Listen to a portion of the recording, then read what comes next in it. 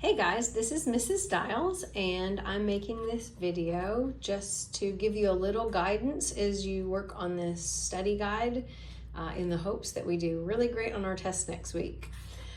First thing I want to say before we start is if you can get this particular concept down, this chapter is easy. If you have a percent, you always put it over 100. Okay, so like 20% is 20 over 100. That 20% is a part, 100% is the whole. And then you set it equal to whatever the problem is about. If you're given a part, it goes in the top. If you're given the total, it goes in the bottom. If you can understand this, it will help you greatly in this entire chapter. Percent is over 100. Part is on the top, total is in the bottom. Okay, so as we begin, I'm not going to do every problem, but I'm going to do most of them, help you get them set up, and then you can do the solving. The first one I feel like you should be able to do. You just count the squares, tell the percent, put it over 100. Make sure you always simplify the fraction then, and the decimal should be easy for you. Okay, so let's look at number 2.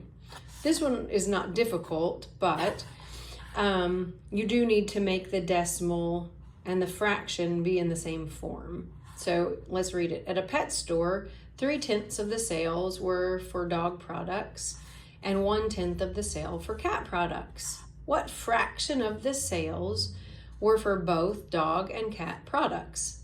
Well, since it says what fraction, this one already is a fraction. Let's just write this as a fraction. Notice when I read it, I said 3/10. That's how you would say that. Well, that's 3/10 as a fraction. So when it says what fraction for both dog and cat products, you just add them together. Okay, so add those two fractions, write that total down, but then simplify that fraction. Okay, so that should not be difficult. Number 3, also not a hard problem. You're just picking what are other forms of this decimal, and I'm telling you there are 3 answers. Okay, so pick the percent, pick the fraction, and then hint, simplify the fraction to get the 3rd answer. All right, let's look at number 4. This says 500 students were surveyed about their favorite activity. The results are shown in the table. How many more, that means we're going to be subtracting in a minute, students prefer playing video games to bike riding? Okay, so I'm going to circle the activities, video games and bike riding. So we know what we're looking at. Okay, notice that these numbers are percents. This is 25% of the students. But I don't know how many students that is yet. Okay, so we have to figure out how many students prefer video games, how many prefer bike riding, and then I can answer the question, how many more students prefer one to the other? Well, since this is a percent, remember I said percents are always out of 100. 25% is 25 out of 100. 18% is 18 out of 100. Now, I want to know the number of students for each thing. Well, remember, I said parts go on the top, total goes in the bottom. So let's look for what we're given. 500 students were surveyed. 500 is a total. It goes in the bottom. Now you just figure out the top number. Look for the relationship, times 5. 2 times 5 on the top. Get this number? Same thing here. Then you'll know the number of students that prefer video games, the number of students who prefer bike riding. So to answer the question, how many more, you would subtract those 2 to answer the question.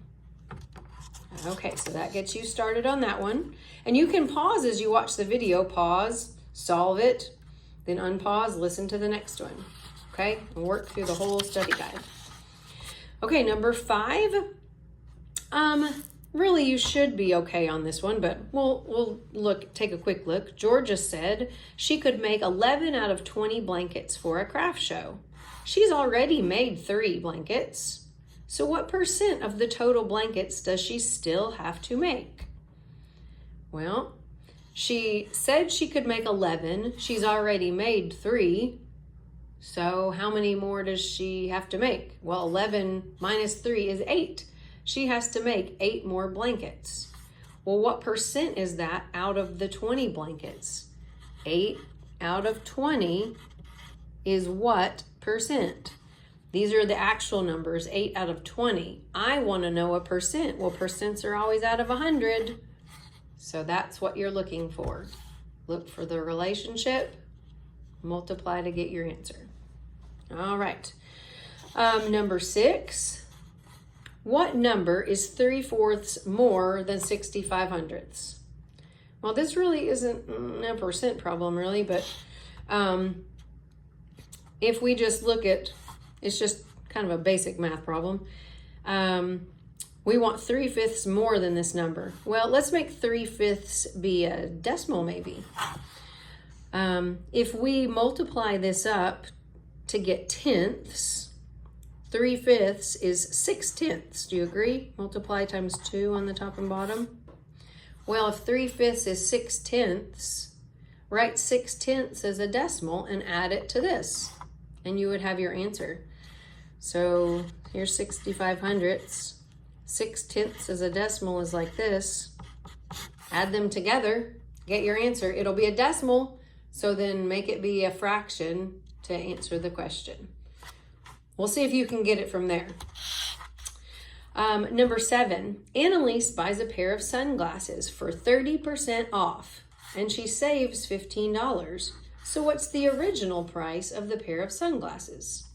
All right, remember I said percents always go over 100. 30% off.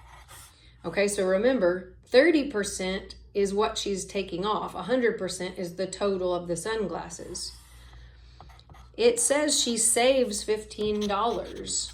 Well, is that the total of the sunglasses or what she saves? It's what she saves. It's the percent off. So it goes in the top. This is what she saves.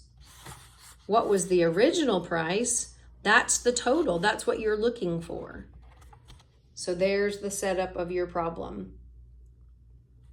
Okay, just notice what's the relationship here. How do I get from 30 to 15? Do the same thing here. Okay, number 8. Frank bought 17 boxes of cereal. This is 20% of the total boxes at the store. How many total boxes of cereal are at the store? How many total? That's what you're looking for, is a total. Okay, so let's see. He bought 17 boxes. We want the total, and we're given that that's 20%. I usually always start with the percent because I always know it goes over 100. 20%, 20 out of 100. 17 boxes, I don't know the total. Now notice this problem, it's not easy to see the relationship to get from 20 to 17. So you could always use the cross product method if you want. There is another thing you could do. You could say, well, 20 out of 100, I could simplify that first. If I simplified 20 out of 100, that's the same thing as 2 out of 10, which is 1 out of 5. So if you scale down first, then it's easy to scale up. So try that method to figure out the total cost of the sunglasses. There aren't many problems like that on this study guide, but simplifying down is always a good strategy before scaling up. All right, and then number 9, 14 out of 20. Ooh, let's just write that right down right now. 14 out of 20. She made that many free throws. Write this as a percent. Okay, well, percents are always out of 100. Multiply up, multiply up. Okay, so hopefully that gives you enough guidance to finish the front. Now let's look at the back. Okay, a 5-day cruise is 15% off. 15% goes over 100. This is the discount. This is how much off, 15%. 100% is the total. 15% off the regular price of $700. Okay, what is the $700?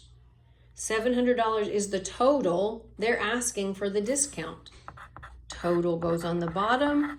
This is what you're looking for. Okay, next question. The table shows the percent of each type of donut sold at the bakery. A store clerk put all the cream-filled and powdered sugar donuts on display. I'm going to go down here and circle that cream-filled, powdered sugar. Okay. Both of these types of donuts completely sold out on Tuesday morning. If the clerk put 50 of these 2 donuts in the display case, how many donuts were there in all in the beginning of the day on Tuesday? Okay, notice that these are percents. So 10% and 15%, notice they're being put together. If I put those together, add them, that's 25%. And we know percents always go over 100. That's the percent. Now, let's go back. It says the clerk put 50 donuts out. How many were in all? They're looking for a total, but the part that the clerk put out was 50 donuts. Okay, and then you look for the relationship. How do I get from here to here? Do the same thing down here. Okay, so you're getting how many donuts in all were put in the window. And if all of these donuts were sold for $2 each, how much money will they earn? We'll take the number of donuts, multiply by $2. So that part's easy. Okay, we're almost done. Down here, this problem should be easy. What percent? This is 100%. This is 100%. So that's 200, and count the squares. That would be the percent. Okay, 200 something percent. And then put that as a decimal. Okay, then the final question, I'll get you started on this one. Notice it's the percent of music preferences, but there are 300 total children. Okay, so if we just start with the first one, how many prefer hip hop? Well, I can see the percent that like hip hop. Remember, percents always go over 100. I want to know the number that prefer hip hop, but I know the total, which goes on the bottom, is 300. So notice I have to multiply by 3. So I have to multiply by 3 here to get the number of students that prefer hip hop. Put it over here. So every one of these percents, since there's 300 students, you would multiply by 3 to get the number of students that prefer these music choices. And then when it says how many more prefer pop than hip hop, you would just subtract pop minus hip hop for that answer. Okay, so that's it. I hope that helped. Do your best, and we'll go over it on Monday. Have a great weekend.